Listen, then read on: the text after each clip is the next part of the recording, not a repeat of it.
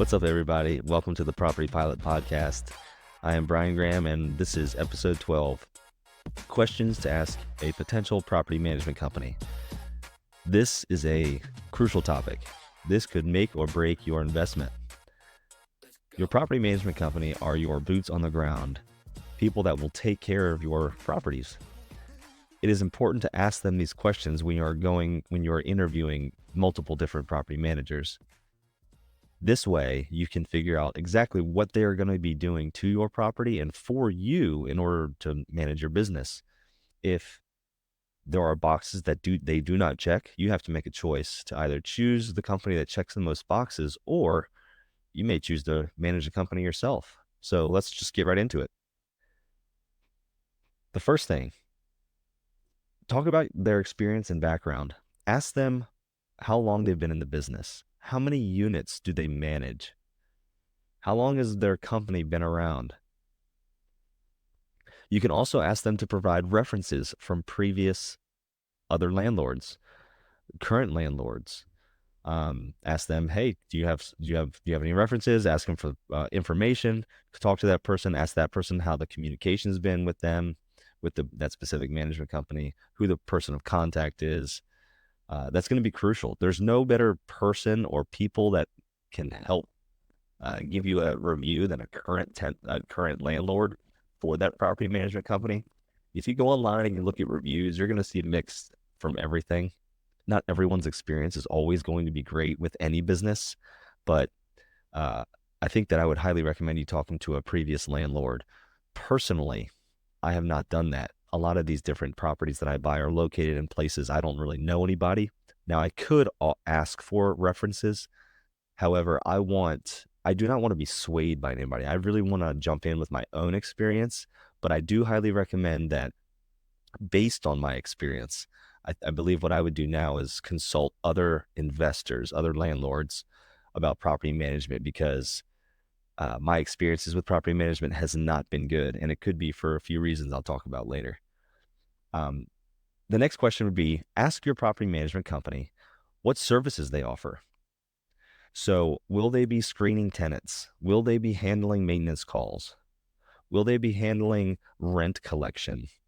Will they be doing financial reporting, showing you income and expenses every week, every month, every year?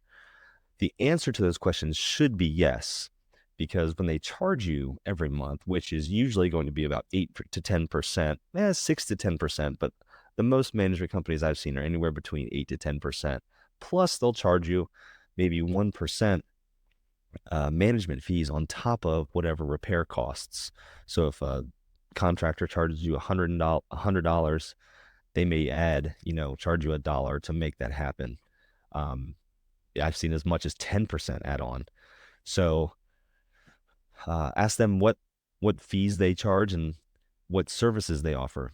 If they don't offer any of those services, in my opinion, you should be able to negotiate that management cost down. So if they say, yeah, we charge 10%, we add 10% to all of our maintenance fees, and then you ask them, well, hey, will you handle tenant screening and financial reporting? If the answer to that question is no, then I would say, hey, well, what am I paying you for? Why am I paying you 10%?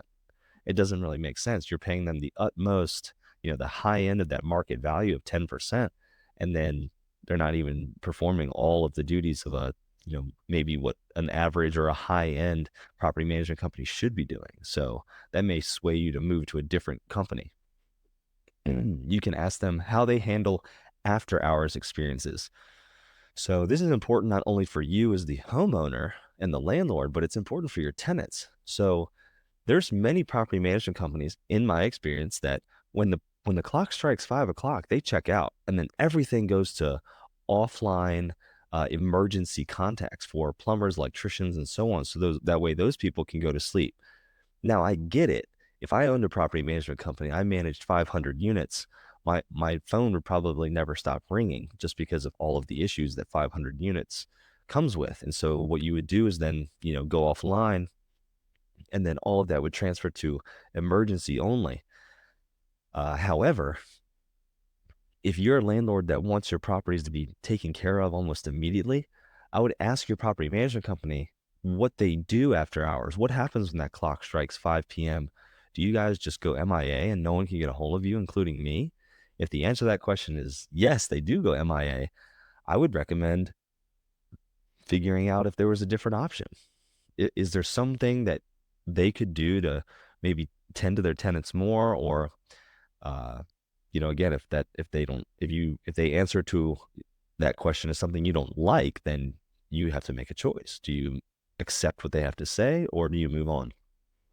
In my opinion, in that regard, it's typical of a property management company to check out at 5 or 6 p.m. and any emergency maintenance requests to plumbers or electricians can be sent directly to that plumber or electrician. It doesn't take a call or email through the management company. The management company may be notified if it goes to the emergency lines, but very often the management company is just going to check out at 5 or 6 p.m. So the third question would be property types, asking the management company what types of properties that they manage. So do you manage residential properties? Do you manage commercial properties? And maybe even ask where those properties are, if they're willing to disclose to you where the commercial properties are. Because if they do manage a mixture of both, that may indicate how much, along with that question would be how many people they have in their property management company, like how many employees, because it may dictate the amount of time they spend on those other units.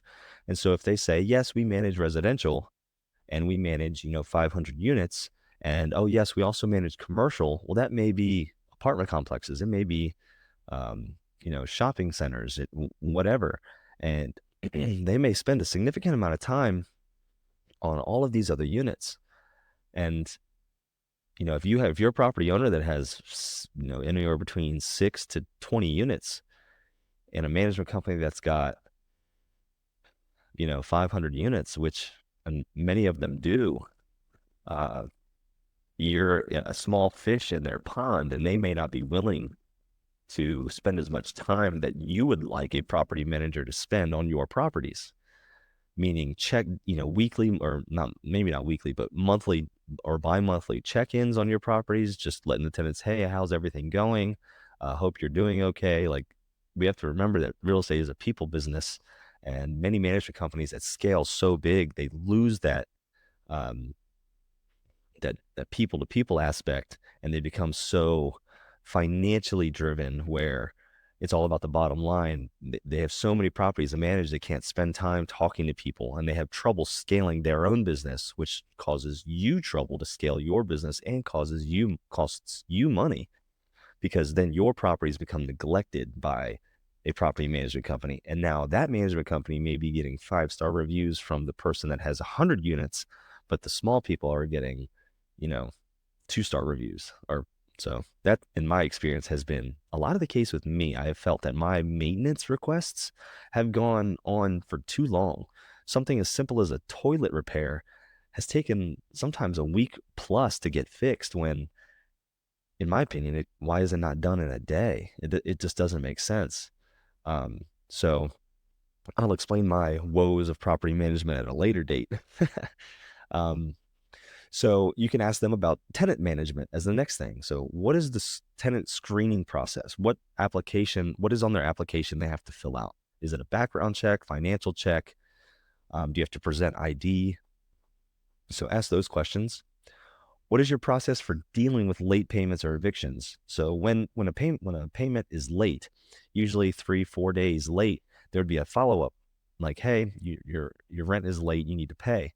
If they haven't paid after 7 days, usually there is an eviction notice, like, you must pay your rent or we will file for an eviction. And then depending on what state you're in, once that date has passed, then you would send a notice that says your payment is late, we have filed for eviction. That's letting the tenant know, obviously, like, you need to pay, or you've broken the terms of your lease agreement, which, it's all based on the rent being paid and abiding by the terms. If that person doesn't pay rent, they're getting the eviction notice. So the property management company is supposed to have an order in place, an order of operations to make these things happen. So that way you and the tenant are both held accountable legally to make sure the tenant pays on time, and if they don't, they're removed legally. In my opinion, in my experience, a tenant has usually paid with those notices and follow-up requests. If they don't pay, a tenant has always left on their own accord. I have never but once actually evicted somebody, but that notice has come to tenants probably 7 to 8 times over the last 4 years. Has my management company or different management companies actually had to send that letter. Make sure your property management company, when you ask them this, handles maintenance and repairs. A lot of the reason you would hire a management company is not just to collect rent payment. Technically, you could call your tenants and say, hey, will you pay me through whatever means, Venmo, cash, check, whatever. But a lot of why you would hire a property management company is to handle the maintenance request. Once you start to scale your business and you get to 20, 40, 50 units, you're going to hit a point where it's too much for one single person. And so you need to have a system in place where you can have somebody, that gets emails, that it's now their full-time job to handle those maintenance requests, because you need to spend your time continuing to scale your business. If you're handling maintenance requests on a daily basis, that hinders your ability to scale. And so there's that. Make sure that your property management company handles maintenance repairs. Ask them certain questions about maintenance. Sorry, I'm just over here looking at my notes, but ask them questions about the maintenance, meaning who do you have doing the maintenance? Is it an independent contractor? Is it someone on your staff? Do you have a whole maintenance staff? Is it just one handyman, or are they licensed, not licensed? Do you have plumbers on call, or do you have plumbing companies on call? So always knowing who your management company's contacts are is important. That way you can also look at those contractors and subcontractors to see how their businesses run and make sure they're of quality. It does no good if you have a 5-star management company that has a 2-star plumbing company they work with, and then every single time there's a plumbing issue, that plumbing company comes in and makes it worse, which costs you money. But your management company does a good job setting it all up, but then when the job actually tries to get done, it's no good. Ask them about the financials and the reporting. So they should be using a management software that when they get an income or rent gets paid, it either notifies you, or you can log into the account and then you can see that how much income is there. Then it should show you the expenses as well for every single unit that you own. So that way, you know what item is tagged to that particular unit. So for example, I had one of my units was recently renovated, and I bought a stove, a fridge, flooring, paint, you name it. And there's, $3,000, $4,000 worth of costs in my expense report. Well, now I don't know what property that goes to, but this management software allows me to know, because it's tagged, this unit A, and so $300 charge stove. And so I see, oh wow, okay, now the paint's $60 and the stove is $400 and the fridge is $500. So now I can see what costs are associated with what, because of the ease of the software. It saves you a ton of time trying to create Excel sheets and all of this. So if the property management company uses that, that's great. It saves you a ton of time. Ask them what fees and contracts, like what is their fee structure? We talked about this earlier, but usually it's between 6 to 8%, and they'll add on anywhere between 1 to 10% for maintenance costs. I worked with a company that charged me 1%. I've worked with a company that upcharged me 10% for management costs. And I've worked with a company that charged me 0 for coordinating management costs. Now, the management fee per month was 10%. And the lowest I've seen it is 8%. I have seen a company that says if you accumulate 20 plus units with them, they will decrease it to 6%. So, and if there's nothing in your contract that has discounts, as you accumulate more, I would always ask for more discounts. Your management company is likely to work with you once you become a bigger fish in their pond. Ask them about communication. I've worked in the management company that has communicated with me once a week. We put it on the standing schedule and said, hey, we're going to speak every Friday at 2:30. I've also worked with a management company that I like to, I'm a person that likes to keep up to date on my properties. I check in on my properties once a week, sometimes twice a week, especially if I have renovations going. And I've worked with a company where I'm emailing them constantly because they're the ones renovating my unit. And they actually fired me because they said I was sending them too many emails, which in my opinion, it's my job to look after my properties. These are mine. These are not your properties. So I need to know what's going on. So if you're not communicating with me on a daily basis, a weekly basis, that's a problem. This particular company I'm talking about, we had a remodel going on, and they told me it would take about 3 weeks. Which, in fact, if I went and hired that out at market value, at market rate, rather than using my management company, the market rate took about 2 weeks. So I let my management company do it because it was a little bit easier for me to just let them handle it.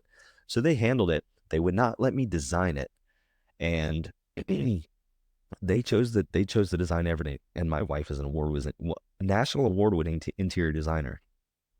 We even offered to create an entire palette for them, color palette, color scheme, material palette, you name it. We were willing to create everything for them for free from a national award-winning interior designer, Anagram Interiors, and they turned it down. They said no. And they said, we're not going to change what we do for your 17 units. So they not only said no, but then they slapped me in the face, basically calling me a small fish in their 400 unit portfolio, when my 15 of my 17 units are achieving a extremely high market value rent because of the aesthetic and the way they're designed. Units that were previously rented for $700 a month are now renting for over $1,000 a month because of what the work my wife has designed. When they're putting people into the units they're designing at my units that are listed at $750, and they're not getting rented. And there's only one common denominator. So it is a massive learning experience for me. I kind of went off on a tangent there, but that's the communication part. Is I gave these people a chance and they failed. And because I was on them about their process, which they told me 3 weeks for this one unit, it took them about 5 or 6. It took them almost a double. And there's no reason for that. And there had not been communication telling me why, telling me, hey, this is going on, this is happening, just to keep you updated. The properties should be done next week. There's none of that. And I kept having to call them and say, is there an update on my property? When's it going to be done? And their response to me was, the contractor has not let us know. Well, you are the management company. It is your job to manage the contractor. If you're not doing that, then what am I paying you for? So them actually firing me, which I was on the brink of firing them, but them firing me was very good news. So in this particular situation, I will be managing those properties by myself and using a local handyman. So passing over communication, we talk about insurance and licensing. Ask them if they're licensed to manage in that particular state, and look up the state's laws. So for example, I own properties in Ohio. If there is a third party property management company, meaning I'm hiring someone to manage my properties for me, that company needs to be a licensed property manager. If I am managing my own properties, I do not need to be licensed. I can manage my own properties. So make sure you know the rules. And if you ask your property manager, ask him for their license. Ask them send you a copy of it, or ask them to send you a copy of their license. It's important, because if you hire them to manage your properties and they're not licensed and something goes wrong, you're liable. You can find yourself in a lawsuit. So it's important. Ask them what type of insurance they carry.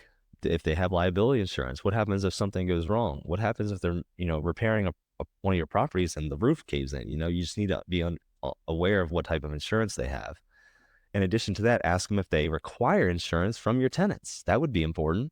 If you're an owner or landlord that wants your tenants to have renter's insurance, but then they apply through your property management company and they don't accept or require insurance, you could be caught with your pants down, because now if something happens in the property, let's say your insurance company as a landlord, your dwelling insurance goes under, and they say, sorry, we don't want to cover that. And then your tenant doesn't have renter's insurance, and now you got to pay for whatever the issue is. So that's not fair to you.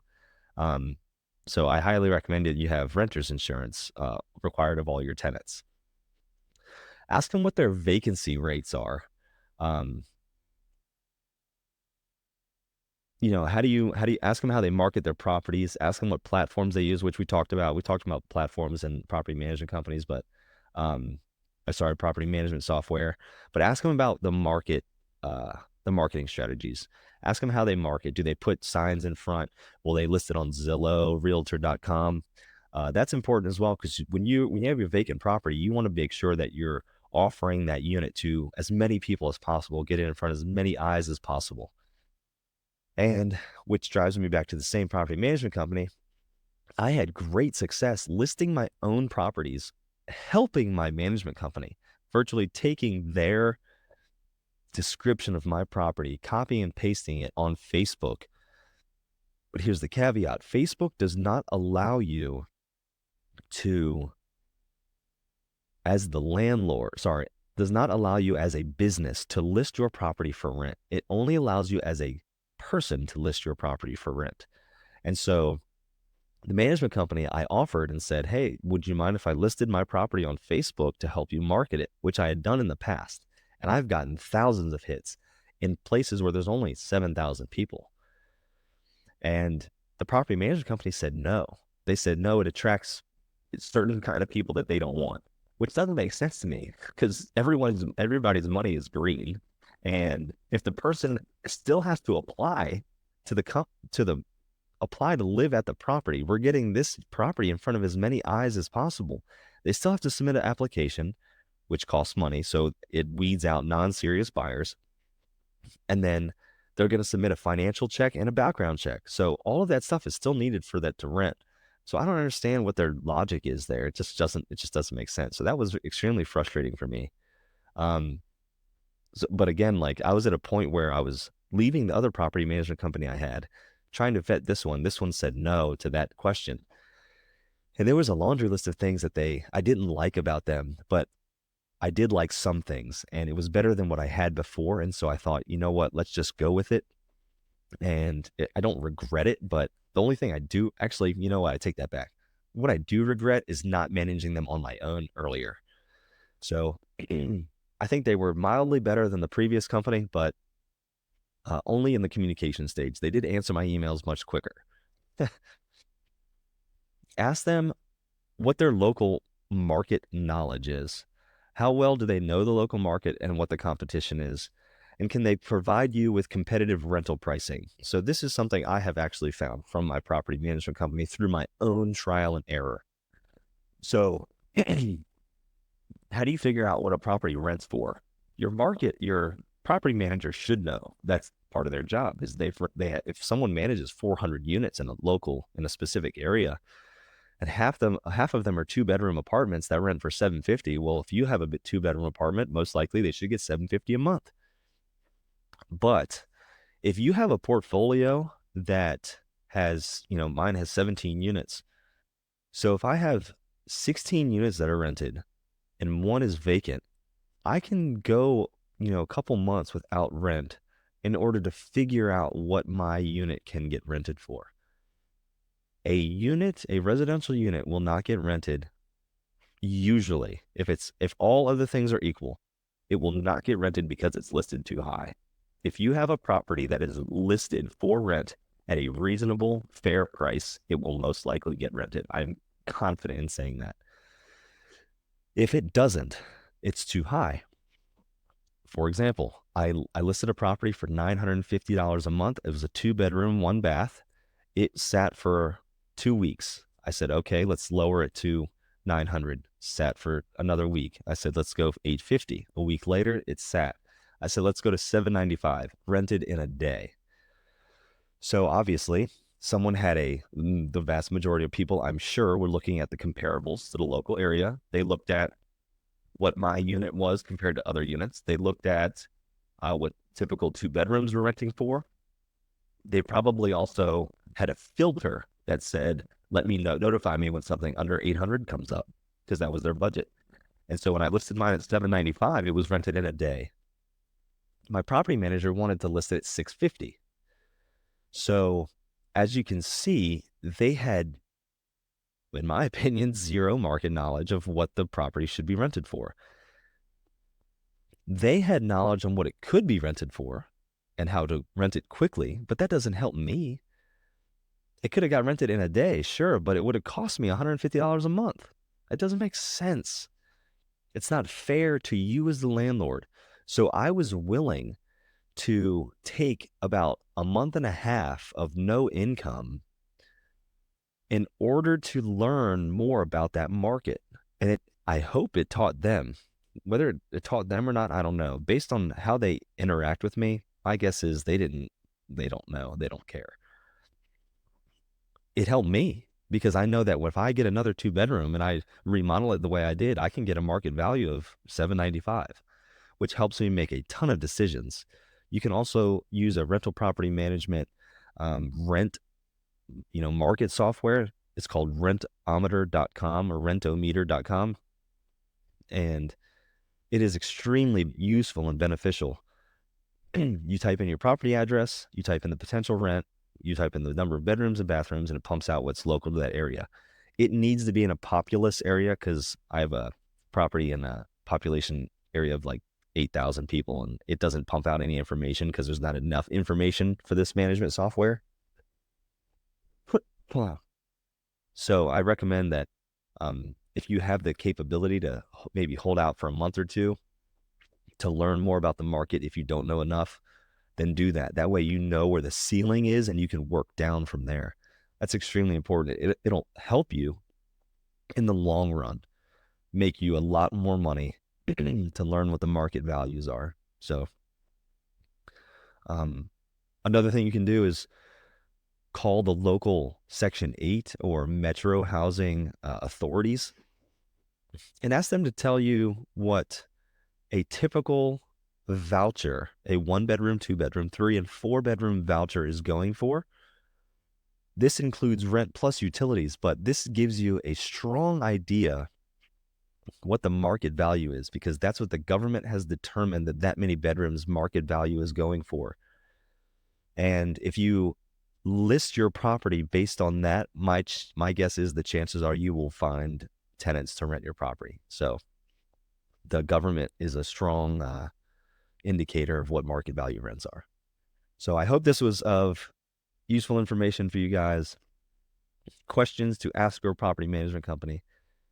I highly recommend that you follow that list. You need to interview your management company because at the end of the day, they work for you. And if you're speaking to someone and they think that they're doing you a favor, then that's not someone you want to be working for you. And you might be better off learning about property management and doing it yourself until you can scale to be a big enough fish in someone's pond to where they give you the respect that you deserve as a landlord. So I wish you guys the best of luck. Send me a DM if you have any questions, and I will see you next week in episode 13. The advice and recommendations I offer are intended to be informative and educational, drawing from my own experiences in the real estate market. It is crucial to recognize that every investment decision carries risk and outcomes may vary. I am not a financial advisor, and the information provided during these podcast episodes is not intended as financial, legal, or professional advice. It is your responsibility to conduct thorough due diligence, seek the advice of qualified financial professionals, and make informed decisions based on your individual financial situation and goals.